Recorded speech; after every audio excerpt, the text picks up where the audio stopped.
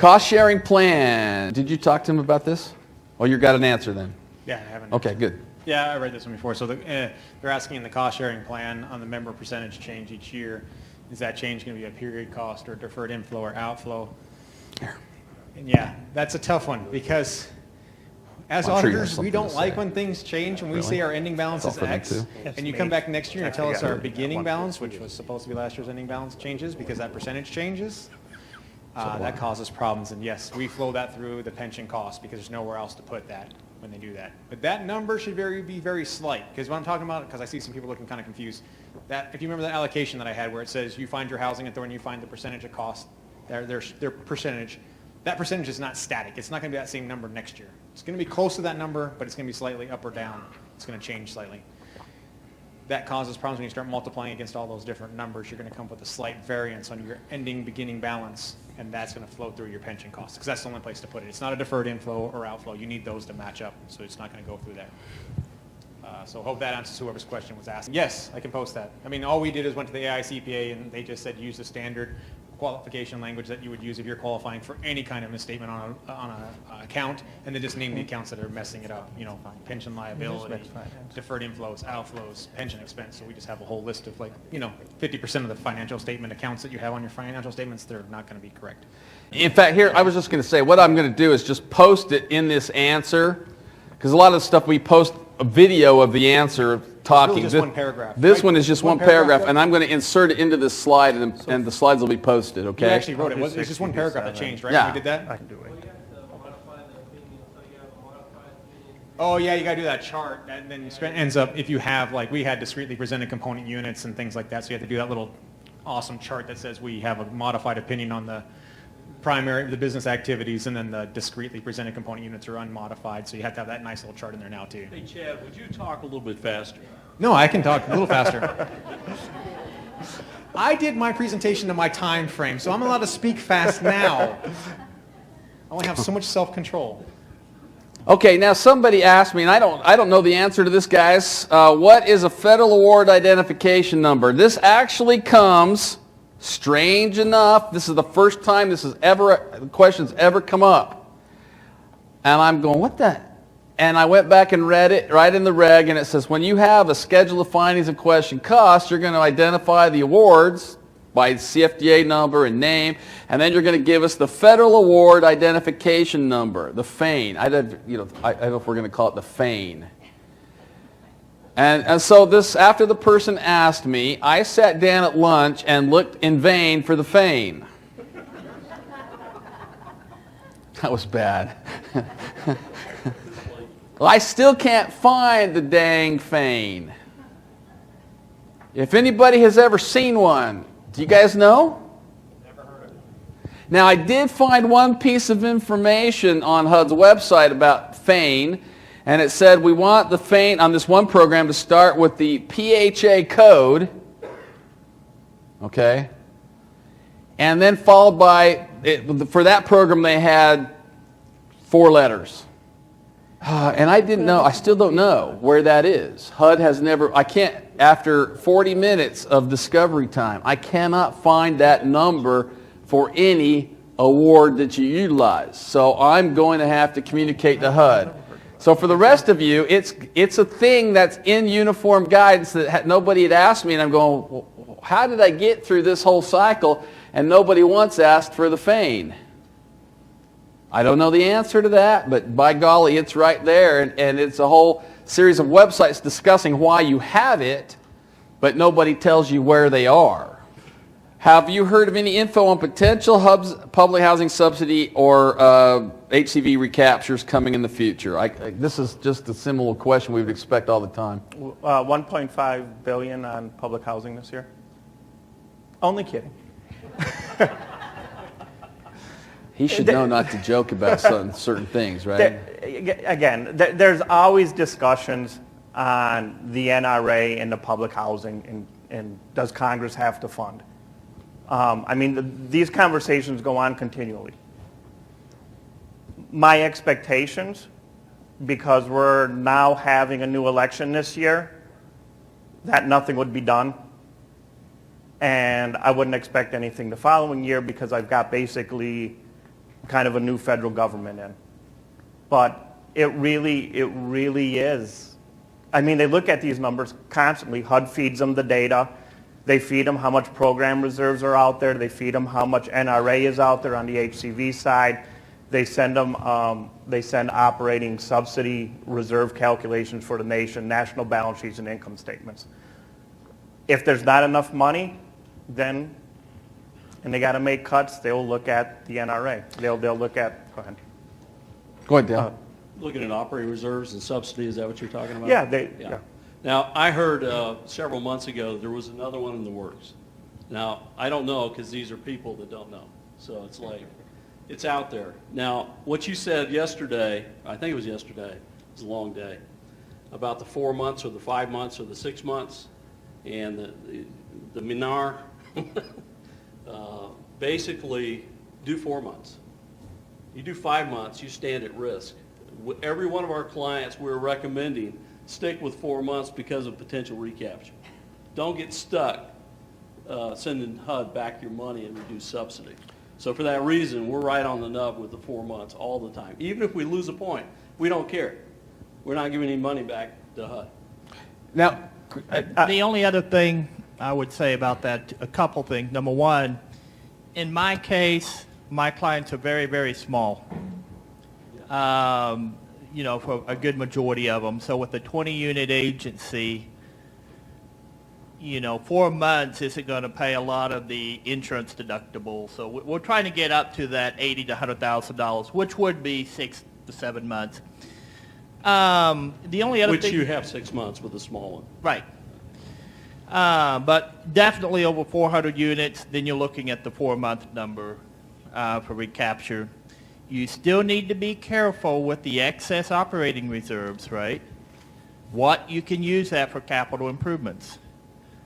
And I know that's in Cora. That basically states you cannot use operating reserves for capital improvement items, right? And that kind of handcuffs us. We're sitting here going, we're sitting here with $2 million. What can we do? And it does make it a little tougher.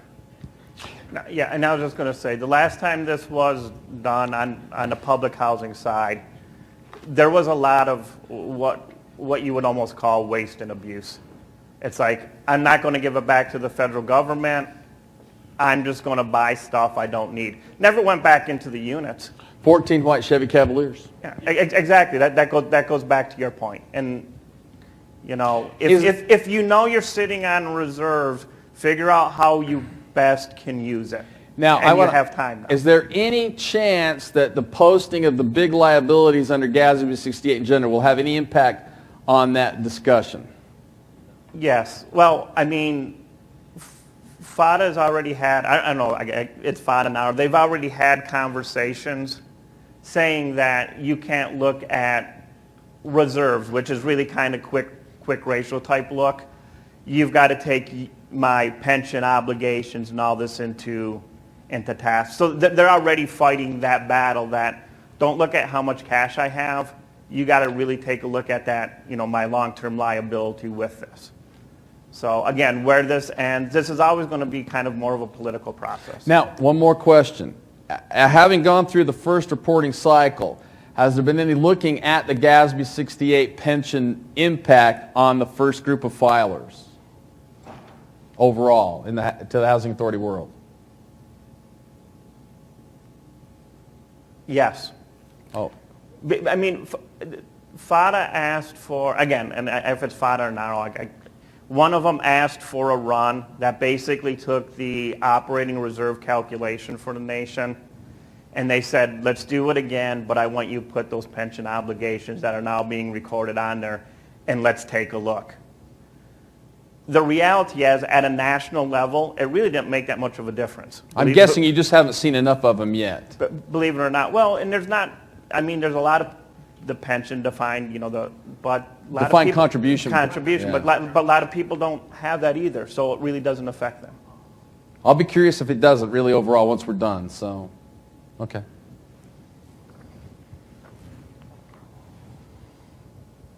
Oh, one other comment before. Sorry, I was just listening to this conversation. I thought about our conversation yesterday, Dale, about RAD. Okay, and conversions to Red's red. bad. Right. Okay. Well, in this particular case, let me give you an example about a danger that just came up right now.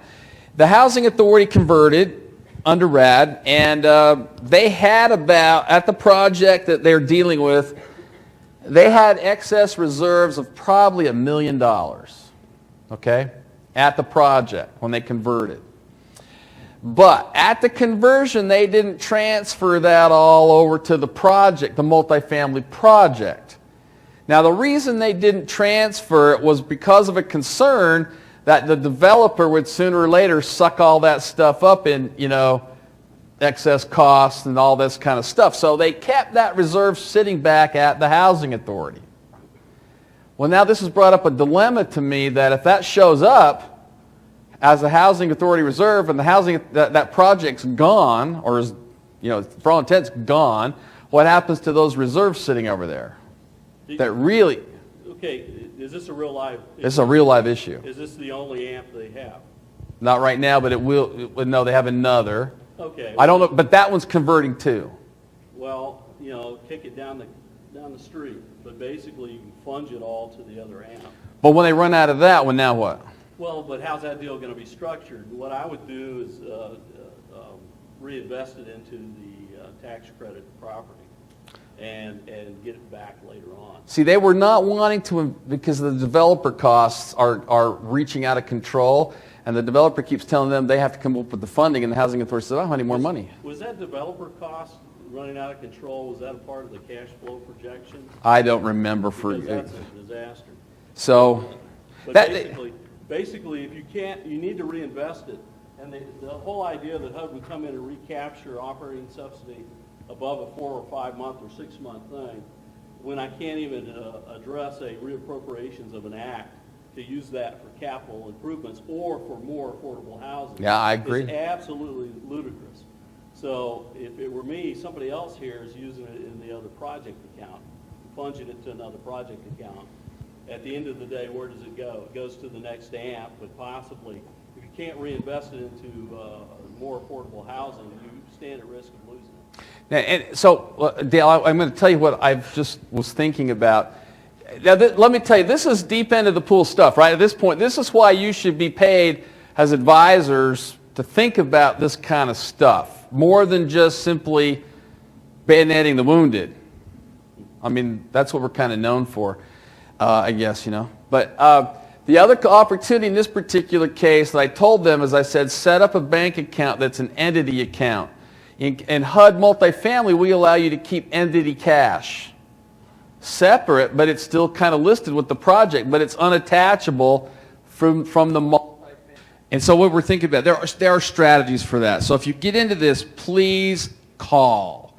We'll hook you up with people. There are people here who have gone through things before, but take the advice. I think Dale's exactly right. Don't leave things laying around for HUD to come and get it.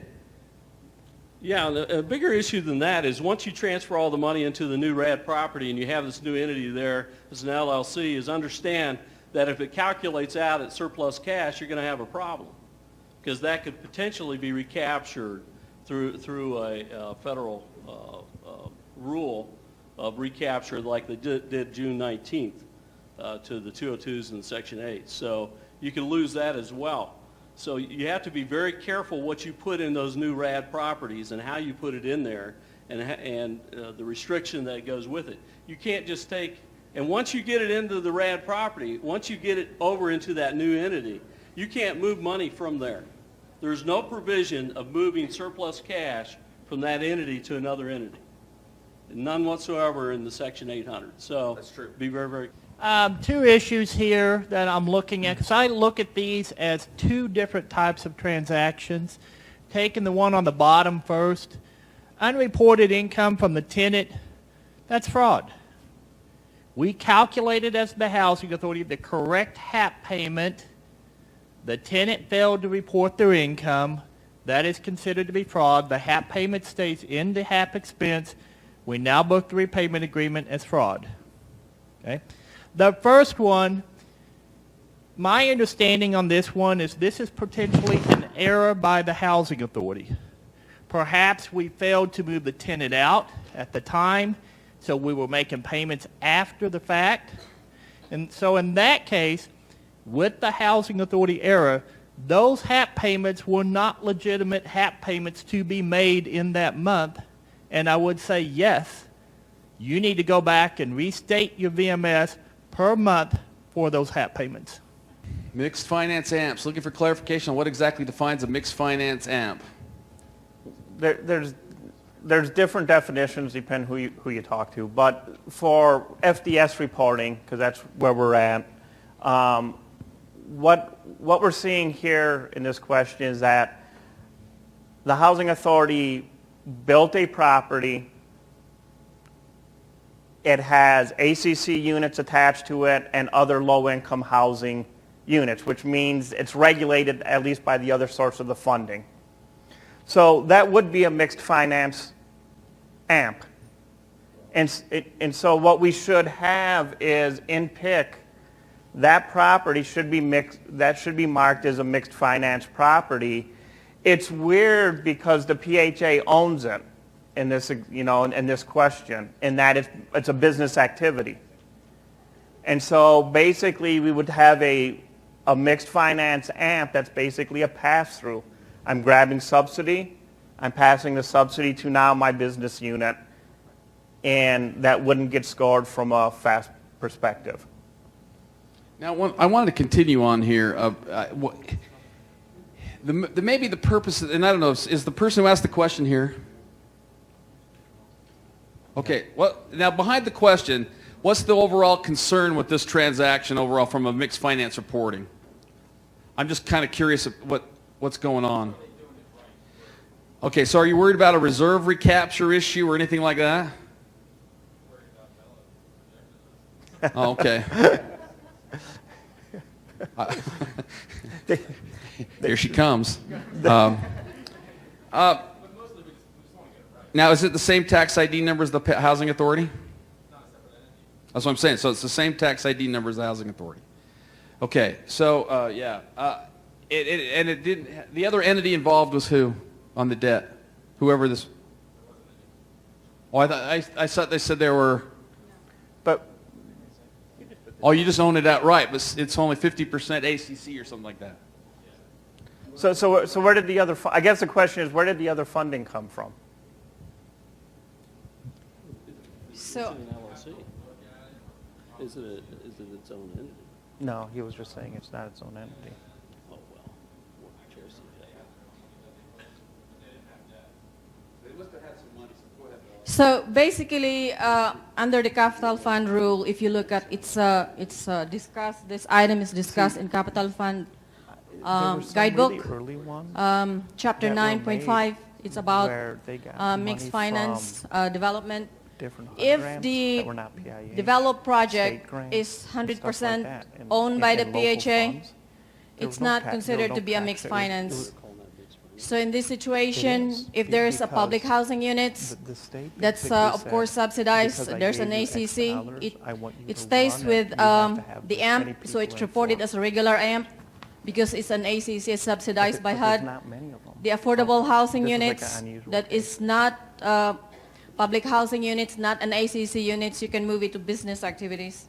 Or if business activities, if it's not owned by another entity that's developed by, formed by the PHA, like blended component unit or whatever. So, but there's no, if there's no component unit like business activity only, like you have an apartment complex owned by the PHA, but it's not subsidized, then you can move it to business activities. More information, you can see that in the Capital Fund Guidebook, Chapter 9. So we were just discussing some alternatives for the reporting in the FDS, but you got Bella's answer. So when REACT's here, I'm going, there's your answer. Okay, auditing economics. I'll let Chad and Ron and Dale all chip in here. Look, this question comes up. If I could wave my magic wand, every time I have this conversation, there's somebody who comes back and says, just because we charge low fees doesn't mean we're incompetent. I'm not sure what it actually means, right? I think they just defined incompetence. Yeah, and I'm going, I just like to be low because I like to be low. In a world where, what's a right fee? I don't really know. This is where San Antonio, Fort Worth got off on us about this, and I'm going, look, a fair fee is, a fair fee. And it's like, how much did you pay for your car? And I don't know what that's a fair price in every case, because I'm not sure what the motivations for everybody in the transaction are, right? I got below sticker price. I got below book value, or the list price less. It was a great deal. And I said, oh, you guys have never sold cars before, have you? I used to audit a dealership. Let me tell you, hell, they hid the true profit for the people on the sales floor. Nobody knew what the hell the car was worth. So what's a fair audit? I don't know. But I can tell you this. When you start getting realizations, if you're like $2,800, why? I just want to get the work. Well, why? It makes me feel good, right? I beat somebody else who was charging $5. I said, you didn't have to charge $5. You could charge $49, but you decided to go to $28. So what's fair, guys? It's hard to tell, right? The only problem is, if you want to do this damn work so bad that you're willing to do it for $2,800, my attitude is knock yourself out, literally, right? Or find a friend that will knock you out for you, for us. I have seen more and more housing authorities rejecting low bids, saying just, Oh yeah, thank you. you know, I've seen more and more housing authorities. We've gotten award letters back where we didn't get it, or they just send out things saying that, here's your score. And I don't know if you've seen these or not, Dale. Sometimes they come out and they'll say, like, this person was just thrown out Yeah. because they were a ridiculous price. Yeah, the other, $10,000 and someone else is $11,000 and they were $4,200. They threw them out. yeah, and then what's your billing rate, Chad? 210. 210? He's 210, okay. Well, somebody else, if their billing rate is $75 or $100, I get that the fee could be lower.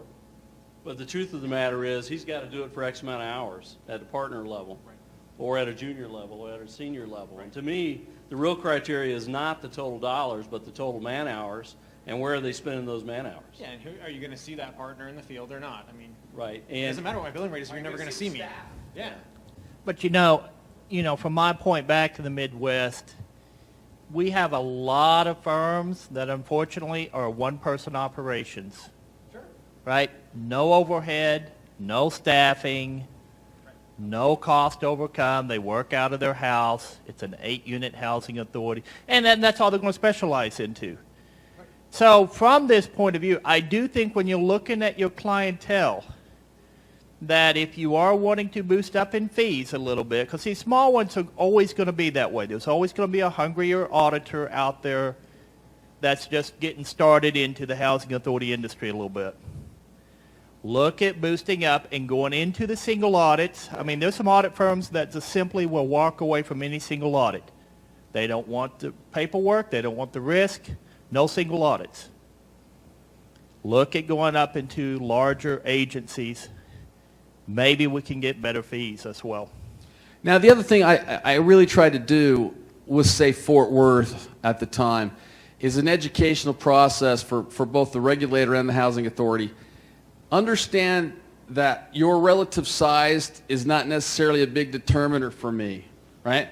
There's a certain fixed overhead in filling out this checklist and the next checklist and that checklist. And so there's a certain point that is fixed cost no matter what. And I can do a 500-unit housing authority for only marginally more than I can do a 200-unit housing authority. And it's because of a fixed cost. And I can tell you the regulators did not understand what goes into that. So it's really hard to come up with a fair fee. The answer is, for the housing authorities, just stop being tempted by this low thing. If it's low, find out why, what they're going to do. How many staff are you going to have? How many of those are licensed? Get their peer review report. Go through the process to do some due diligence to say it's really a good deal. I can't tell you if it's a good or a bad deal, but ask enough questions to know that you're making a relatively informed choice. Required minimum distribution.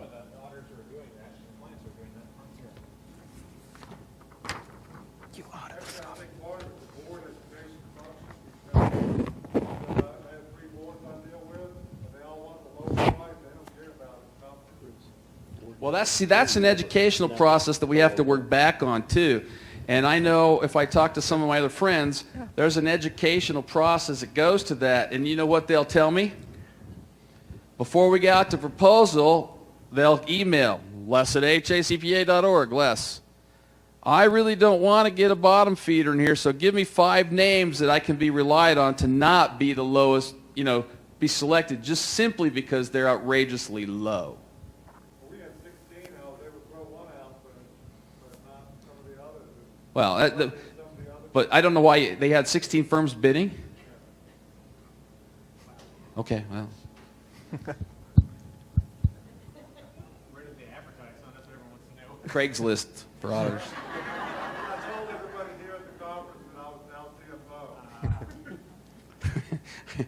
CFO. And I tell the housing authorities, look, come to our website, go down, look for who's in PHA.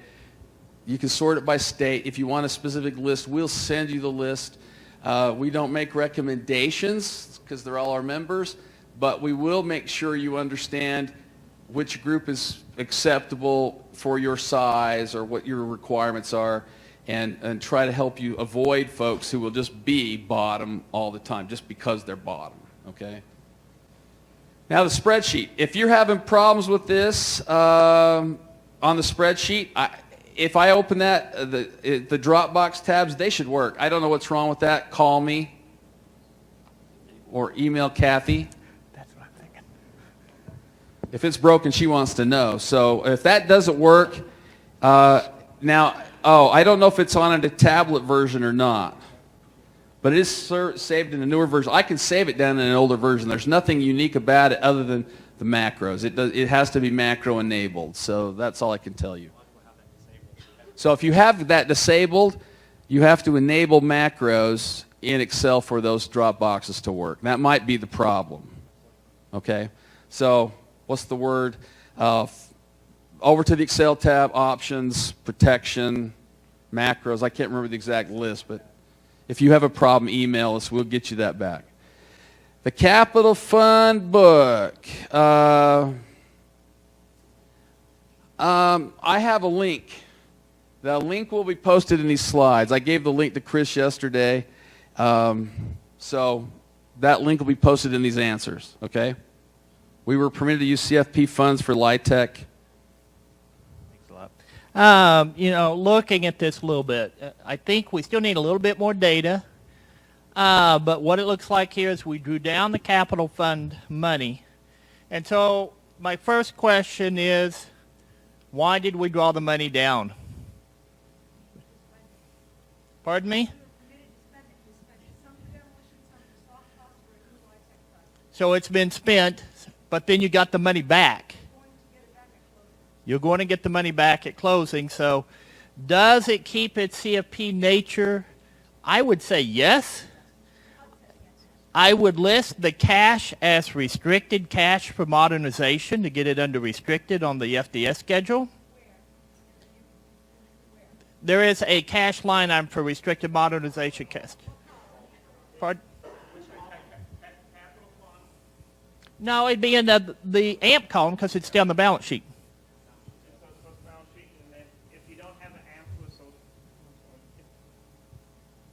If you don't have an AMP to associate it with anymore, then it would probably go into the other project column. It's going to be a new AMP, but the money's not going to be in the new AMP. That's the money in, out on the same. Well, the new project's not public housing, right? The new project is public housing and project-based vouchers. Do you have another AMP? There's lots of it, yes. You have lots of AMPs. Use it for that. No. Yeah, but the money coming in, you're telling me put it in the other project column? And then when I spend it out of there? Well, you can put it back into the same AMP, and then you can just move it as excess cash transferred out. I don't even know if you'd have to do that, would we? Because it's restricted, Depends on how fast they spend it. right? Because- Bella, did you have something to say? How was it developed? How did you have the? Oh, man, now you're in trouble. You said that it was usually other. Sorry. You said that Sorry. The question is kind of confusing a little bit. So how was it funded, though? How did you receive the capital fund program? If My regular capital funds, regular it's normally when. I wonder if there So is a what's the mortgage. deal? Is it for mixed financing?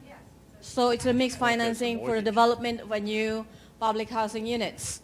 So my understanding is, okay, HUD gave you money to develop public housing. Of course, there's an old AMP there that was, in replacement for that was replaced, and you have used this capital fund program and you lend it to the owner entity, right? Because No, it's not a loan. so how is it coming back to you if it's not a loan? They don't need the money. We don't need the money. We spent this money, but it was supposed to be part of the deal, but it's not going to be part of the deal. So we're going to get reimbursed. So I'm going to have capital fund money that I drew that's going to Yeah, come yeah, back into my, You're coming in under cost, basically. I mean, there was more funding. Yeah. We came up with more funding so the money didn't have to come from the Housing Authority. I think we've got an FHLB loan. So So I it's a mean, loan. no. Or an FHLB grant. It's, In the end, you're going to have cash restricted Yes. for modernization, and then you're going to have unearned revenue. I would put it in the other project column. And then when you're actually, and it sounded like HUD already said the expenditure and obligation timeline still exists. So it's going to be, what's the agreement? They didn't say. Oh, okay. But we'll okay. spend it. That's Okay, okay. spending it isn't a problem. It's, okay. it's how do I report And it? then when it gets spent, if you have to transfer it into the right AMP, that's what I would do. I mean, I'm guessing it's going to look weird out there, so you're going to have a note, but it's going to be unearned revenue at this point. The real issue is how quickly are you going to spend that program income? We'll spend it quickly. Yep. Okay, so for that reason, the FTS won't even matter. Because basically what's going to happen is you're going to fund it to another CFP account. And that funding, well, you have to change the 5-year plan or the annual plan, but you'll basically fund it between the CFPs. They went through the financing and so forth and so on. CFP money went over there to the entity. Then they had a final settlement statement with extra proceeds that came back. And I said, well, all you're doing is getting your loan, part of your loan money back. And the settlement statement actually directed, or the developer directed that money to the other entity, the not-for-profit or the management entity that the Housing Authority set up. But they did the exact same thing. The CFP money went over there, they did all the settlement, and it came back through the settlement statement. So is that different? Should that be treated as revenue, or should, you know what I'm saying? Because I mean, The developer said, send it over to the nonprofit because we don't want it, doesn't technically belong in this project. right.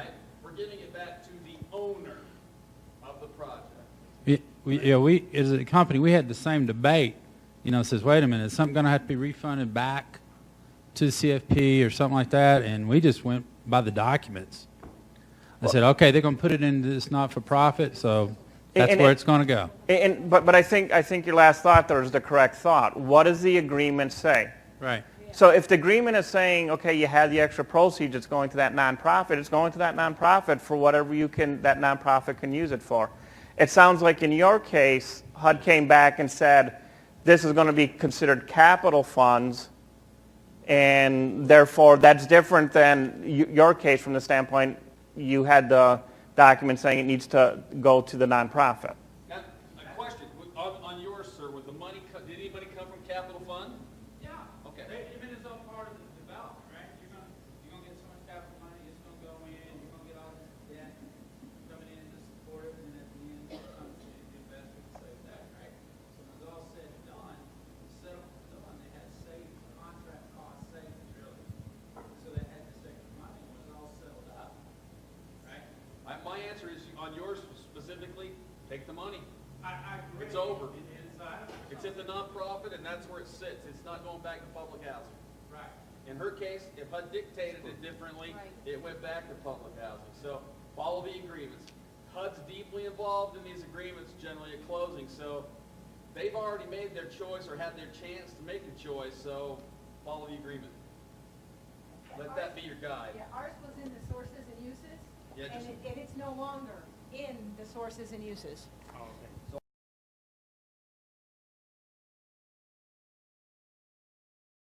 All right, so the question Les gave to me, thank you. If you compute imputed interest on IRAs and include the income, what happens if a tenant has a required minimum distribution on the IRA? Is that included in household income? All right, so whoever gave me that question, don't raise your hand, okay? But seriously, the answer is no. And because if you think about, the required minimum distribution is just moving cash from one account, being the IRA, and putting it into a bank account, right? You're just moving that asset from cash to cash. You still have the same amount of cash.